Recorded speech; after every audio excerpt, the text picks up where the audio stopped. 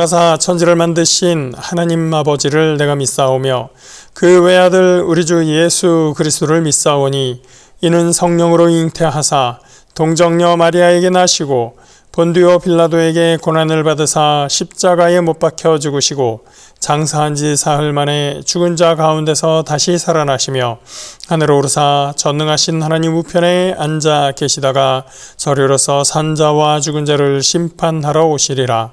성령을 믿사오며 거룩한 공회와 성도가 서로 교통하는 것과 죄를 사하여 주시는 것과 몸이 다시 사는 것과 영원히 사는 것을 믿사옵나이다. 아멘. 오늘 함께 보실 말씀 시편 121편 1절에서 3절 말씀입니다. 구약 성경 897면입니다. 구약 897페이지 시편 121편 1절에서 3절 말씀입니다. 시편 121편 1절에서 3절입니다. 내가 산을 향하여 눈을 들리라. 나의 도움이 어디서 올까? 나의 도움은 천지를 지으신 야훼에게서로다. 야훼께서 너를 실족하지 아니하게 하시며 너를 지키시는 이가 졸지 아니하시리로다. 아멘. 성전에 올라가는 노래 시리즈 15편 중에서 두 번째 시입니다. 양식상으로 이 시는 신뢰시에 해당합니다. 내용은 순례의 길을 떠나는 이들을 위해서 복을 비는 기도가 주로 되어 있기 때문에 이 시를 일명 여행의 시라고도 여행자의 시라고도 부릅니다. 여러분 혹시 기억하실지 모르겠지만 제가 시편 23편을 가지고 말씀을 나눌 때에 23편만 보지 말고 그 앞에 있는 22편과 함께 이어서 보면 23편의 의미가 더 깊은 의미로 다가올 수 있다라는 설명을 한 적이 있었습니다. 시편 120편과 121편도 그와 같은 성격의 시편이라고 저는 보고 있습니다. 시편 121편 자체로도 은혜로운 시편이지만 120편과 함께 이어서 본다면 121편의 은혜가 더욱더 크게 우리가 깨달아질 수 있다라는 의미입니다. 시편 120편 마지막에 어떻게 끝나는지 한번 다시 보실까요? 6절입니다. 내가 화평을 미워하는 자들과 함께 오래 거주하였도다. 나는 화평을 원할지라도 내가 말할 때에 그들은 싸우려 하는도다. 120편의 시인은 화평을 원하지만 화평할 수 없는 현실을 토로한 것으로 문장이 끝나버립니다. 환경이 바뀌지도 않고 더 많은 어떤 희망을 노래하고 있지도 않습니다. 변화하지 않는 현실을 드러낸 채 시가 끝나버리고 마는 것입니다. 여기서 중요한 것이 있는데 시편 120편은 그 자리에서 끝났을지라도 시편 전체는 아직 끝나지 않았다라는 사실입니다. 120편이 끝났지만 121편으로 이어지고 있는 것이죠.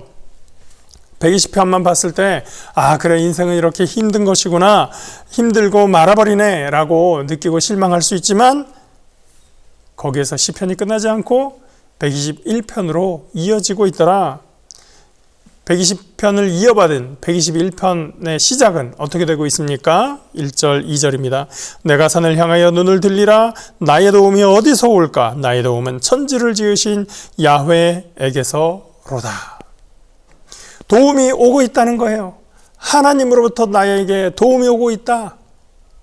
그것을 7절에서는 소망이 없어 보였지만 그 다음에 121편으로 넘어와서 하나님의 도우심이 확실하게 오고 있다는 것을 노래하고 있는 것입니다.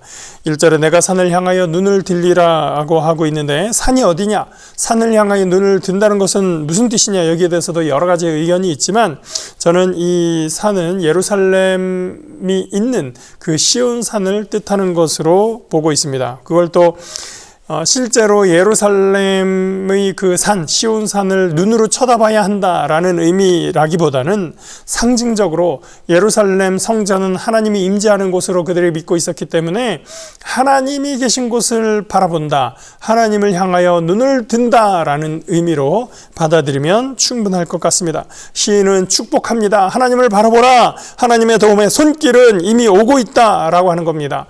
우리를 도우시는 하나님은 어떤 하나님이십니까? 천지를 지으신 하나님이라고 합니다. 천지를 지으신 하나님이 도우신다면 걱정할 것이 없는 것이죠. 천지 만물을 지으신 하나님은 또 어떤 하나님이신지 3절부터 노래하고 있습니다. 3절 4절입니다. 야훼께서 너를 실족하지 아니하게 하시며 너를 지키시는 이가 졸지 아니하시리로다. 이스라엘을 지키시는 이는 졸지도 아니하시고 주무시지도 아니하시리로다. 졸지도 않고 지키시는 하나님. 저는 이 구절이 익숙하기도 하죠. 하나님은 졸지도 않고 주무시지도 않는다. 많이 익숙한 구절이기도 하지만 예전에는 하나님이 졸음을 느끼실까? 하나님이 주무실까라는 생각을 해본 적이 없습니다. 그런데 하나님이 졸지도 않고 주무시지도 않는다는 말을 시인은 왜 굳이 여기에다가 표현을 썼을까요? 이스라엘 민족이 정착했었던 팔레스타인을 비롯해서 아래쪽으로 이집트, 그 위쪽으로 바벨론 지역, 파르시아 지역, 이 지역을 고대 근동 지역이라고 하는데, 이 지역에서는 이 지방 고대 근동 지역에서 믿던 종교들에 있는 신들은 잠을 잡니다. 잠은 신들의 특별한 권리였습니다. 신들은 방해받지 않고 잘 수 있는 권리를 가지고 있어서 깊이 잠든다라고 하는 것은 신만이 가지고 있는 특권이었었던 것입니다. 여러분, 엘리야가 갈멜산에서 바알 선지자들과 대결할 때의 장면을 기억하시죠? 바알 선지자들이 막 기도하고 있을 때 불을 내려달라고 기도하고 있는데 아무 일도 일어나지 않고 있어요. 그때 엘리야가 그들을 조롱하면서 뭐라고 합니까? 더 열심히 부르짖어봐라. 너희의 신이 지금 졸고 있지 아니한지, 아니면 저 볼일 보러, 큰일 보러 뒷간에 간 거 아닌지 한번 깨워봐라 라고 놀리던 것을 우리가 기억을 합니다. 그 말을 듣고 바알 선지자들이 더 크게 울부짖으며 더 자신들을 괴롭게 하는 모습들이 나오죠. 그렇게 하는 이유가 뭡니까? 정말로 졸면 어떻게 해? 일어나라고 그들이 신을 깨우기 위해서, 신이 나의 소리를 듣기를 바라는 감정에서 그렇게 했었던 것이죠. 그리고 다른 신들은 이렇게 낮잠도 자고 졸기도 하지만 우리 하나님은 그런 신들과 차원이 다르다. 졸지도 않고 주무시지도 않는 하나님이다 라는 고백, 그것은 그래서 아주 엄청난 차이를 보이는 것입니다. 하나님은 졸지도 않고 지키시면서 어떻게 하십니까? 5절 말씀, 야훼는 너를 지키시는 이시라. 야훼께서 내 오른쪽에서 내 그늘이 되신다. 그 하나님이 오른쪽에서 그늘이 되십니다. 사막이나 광야에서 그늘은 쉴 수 있는 곳입니다. 그저 휴식을 취한다는 의미가 아니라 그늘은 목숨과도 관련이 있습니다. 여러분, 더구나 낮이 뜨거운 이 팔레스타인 지역에서 떼약볕 아래에 오랫동안 있게 되면 어떻게 되겠습니까? 탈수 증세가 심해지고 일사병에 걸릴 수 있고 그러다가 죽음에 이를 수도 있습니다. 그러니 그늘에서 쉰다는 것은 생존에 있어서 필수적인 것이 되는 것입니다.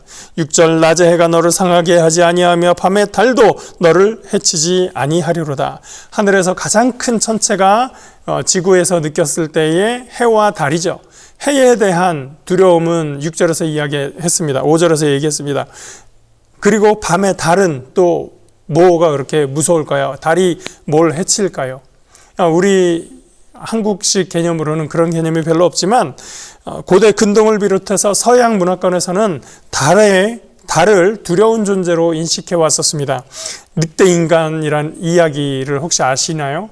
늑대인간은 보름달이 뜨면 사람인데 늑대로 변합니다. 그래서 무서운 야수가 되어서 많은 나쁜 일들, 무서운 일들을 행하게 되죠.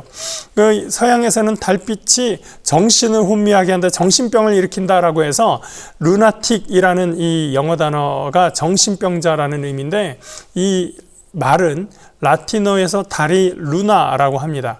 루나에서 온 말, 달에서 온 말이 루나틱입니다. 정신병자가 달의 영향을 받아서 저렇게 된 거다라고 하는 그런 개념인 거죠. 고대 바벨론에서도 달의 신은 학질, 열병, 나병, 실명, 간질, 이러한 재앙을 가져다 주는 신이었습니다. 그래서 성경에서 낮에 해가 그리고 밤에 달이 너를 해치 못한다라고 하는 것은 그 당시에 사람들이 생각하고 있었던 달에 대한 두려움에 대해서도 시인이 이야기하고 있는 것입니다. 주변의 사람들은 낮의 해와 밤의 달을 위협적인 천체라고 여겼을지라도 하나님이 함께 하시면 두려워할 것이 없다라고 하는 것입니다. 오늘날 우리는 낮의 해와 밤의 달을 두려운 존재로 인식하지는 않겠지만 달리 또 두려워하는 많은 것들이 있을 수 있습니다. 그러나 하나님이 오른쪽에서 그늘 되어 주시듯이 오늘도 저와 여러분의 도움이 되어 주십니다. 이제 시인은 순례자를 축복합니다. 7절입니다. 야훼께서 너를 지켜 모든 환난을 면하게 하시며 또 내 영혼을 지키시리로다. 야훼께서 너의 출입을 지금부터 영원까지 지키시리로다. 출입을 지키신다라고 하는 것은 고대 성 안에서 사는 사람들에 관한 이야기입니다. 고대 도시 사람들은 성을 중심에 두고 살아갔었습니다. 그래서 성 안에 사는 사람들이 있었고 성 밖에 사는 사람들이 있었는데요. 성 밖에 있는 사람들은 아무래도 성 안에 사는 사람들보다 더 안전에 취약합니다. 밤중에 들짐승들이 와서 해칠 때도 성 밖에 있는 사람들이 더 위험하겠죠. 그리고 불량배나 어떤 나쁜 사람들이 나쁜 짓을 하려고 할 때 성 밖에 있는 사람들은 아무래도 위험할 수밖에 없습니다. 성 안에 있는 사람들은 더 안전하겠죠. 그런데 성 안에 있는 사람들도 성 안에서 뭔가를 다 할 수는 없기 때문에 낮에는 나가서 일을 해야 됩니다. 농지들은 다 성 바깥에 있겠죠. 또 밖에서 사냥을 해도 성 밖으로 나가야 되고, 그래서 아침에 해가 뜨고 뭔가 활동을 해야 되면 이제 성 밖으로 문을 통해서 나가야 됩니다. 그리고 밖에서 활동을 하다가 일과를 마치면 해가 떨어지기 전에 성 안으로 들어와서 살아야 되는 것이죠. 그리고 외세의 침략이 있게 되면 성 밖에 살던 사람들도 다 성 안으로 들어와서 지내야 됩니다. 그리고 거기서 외세의 군대와 함께 전쟁을 하게 되는 것이죠. 그래서 이 성 안에 성을 기준으로 살던 고대인들의 삶에서 출입을 지킨다라고 하는 것은 굉장히 중요한 의미인 것입니다. 하나님께서 너의 출입을 지키신다라고 하는 것은 이처럼 성 안에서 너희를 보호하시고 성에서 나갈 때 들어올 때 그 모든 과정을 하나님께서 지키신다, 우리의 삶의 일상을 하나님이 지켜주신다라는 의미가 되는 것입니다. 그래서 하나님이 우리의 삶을 지키시기 때문에 우리의 현재의 삶을 평안하게 보존하여 주신다라는 의미로서 이 말씀이 주어지는 것입니다.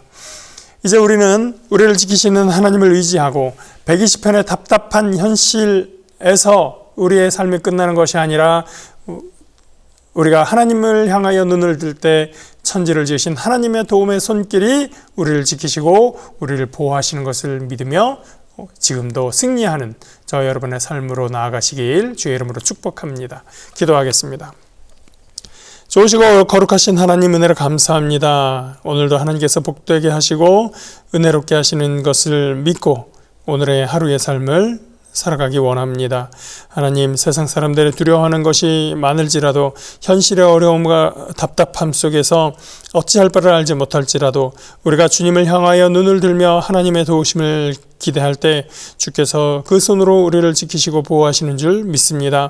우리의 오른쪽에서 그늘이 되어 주시며 하나님께서 우리의 출입을 지금부터 영원까지 지키실 줄을 믿습니다. 하나님 도우심을 믿고 그 도우심 안에서 하나님께 영광 돌리는 저들 될 수 있도록 인도하여 주시옵소서. 오늘도 승리케 하시는 주님께 감사드리며 예수 그리스도 이름으로 기도합니다. 아멘. 하늘에 계신 우리 아버지여, 이름이 거룩히 여김을 받으시오며 나라가 임하시오며 뜻이 하늘에서 이루어진 것 같이 땅에서도 이루어지이다. 오늘 우리에게 일용할 양식을 주시옵고 우리가 우리에게 죄 지은 자를 사하여 준 것 같이 우리 죄를 사하여 주시옵고 우리를 시험에 들게 하지 마시옵고 다만 악에서 구하시옵소서.